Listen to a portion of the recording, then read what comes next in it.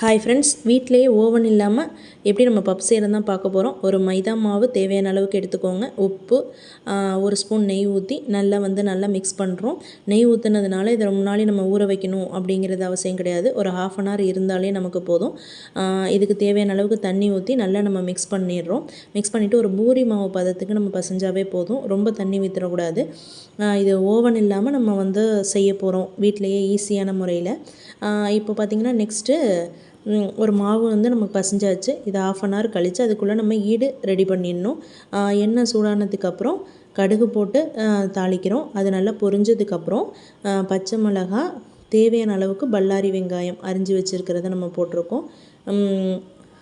உப்பு, இந்த ஈட்டுக்கு தேவையான உப்பு போட்டுடுறோம். மஞ்சத்தூள் அதை போட்டு நல்லா மிக்ஸ் பண்ணிவிட்டு கொத்தமல்லியை நம்ம போட்டுடுறோம்.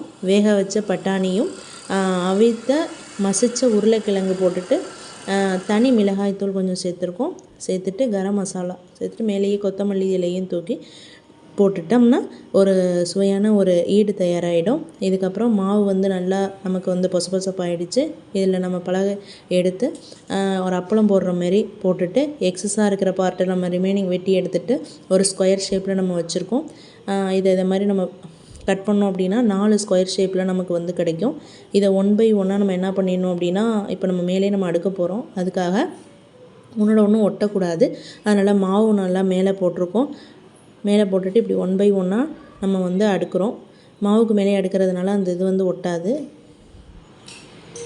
கொஞ்சம் போடும்போது நம்ம கவனமாக போடணும்.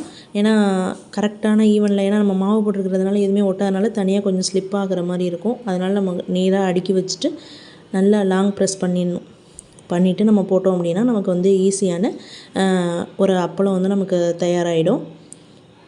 பலகையை வச்சுட்டு நம்ம இப்போ நம்ம ரொட்டேட் பண்ணோம் அப்படின்னா இது நல்லாவே உள்ளார நம்ம மாவு போட்டிருக்கிறதுனால நல்லா நமக்கு பெரிய ஸ்கொயர் ஷேப்பில் நமக்கு ஒரு அப்பளம் கிடைக்கும். இப்போ கிடைச்சதுக்கப்புறம் நம்ம தயார் பண்ணி வச்சுருக்கிற ஈடை இதில் நமக்கு தேவையான அளவுக்கு நம்ம வச்சுருக்கோம். ஒரு பப்ஸுக்கு வைக்கிற அளவுக்கு நம்ம வச்சா போதும். வச்சுட்டு ரிமைனிங் இருக்கிறத நம்ம அப்படியே கிராஸாக நமக்கு ஒட்டணும் அப்படிங்கிறதுனால லைட்டாக தண்ணியை தொட்டு நம்ம என்ன பண்ணிக்கிறோன்னா தடவிடுறோம். ஏன்னா மாவு போட்டதுனால ஒட்டாது இல்லையா, அதனால் நம்ம 4 பக்கமும் தண்ணியை தொட்டு தடவிட்டு அப்படியே நம்ம ஃபோல்டு பண்ணிடுறோம். ஃபோல்டு பண்ணிங்க அப்படின்னா ஒரு ட்ரையாங்கிள் ஷேப், சம்சர் ஷேப்பில் தான் இருக்கும். ஏன்னா நமக்கு 4 இது நம்ம மடிக்கிறதுனால அதை நம்ம எண்ணெயில் போட்டு எடுக்கும்போது இன்னும் ரொம்ப அழகாக சூப்பராக வரும். இப்போ பார்த்திங்கன்னா நல்லா எண்ணெய் காஞ்சதுக்கப்புறம் நம்ம அதை போட்டு வச்சுருக்கிறத எடுத்து பொரிக்கிறோம். பொரிச்சோம் அப்படின்னா மிதமான ஃப்ளேமில் தான் நம்ம வச்சுருக்கணும். வச்சுட்டு ஏன்னா அப்புறம் சீக்கிரமாக நமக்கு காந்திரும். பார்த்திங்க அப்படின்னா நமக்கு கடையில் கொடுக்குற மாதிரியே நமக்கு அழகான ஒரு பப்ஸ் ரெடி ஆகிடும். மீடியம் ஃப்ளேமில் வச்சு நம்ம எடுக்கணும். அந்த லேயர் உங்களுக்கே தெரியும். 4 லேயர்ஸாக போட்டதுனால நமக்கு இப்படி இருக்கும். இதை நம்ம உடச்சி பார்த்தோம் அப்படின்னா நல்லா சூப்பரான வீட்டிலையே ஓவனே இல்லாமல் அழகான பப்ஸ் தயார். நீங்களும் இதை ட்ரை பண்ணி பாருங்கள் ஃப்ரெண்ட்ஸ். ட்ரை பண்ணி பார்த்துட்டு எப்படி இருக்குது அப்படிங்கிறத நீங்கள் கமெண்டில் சொல்லலாம். இதை போட்டோம் அப்படின்னா இவ்வளோ ஒரு சாஃப்ட்னஸாக சூப்பரான பப்ஸ் தயார். Thank you friends.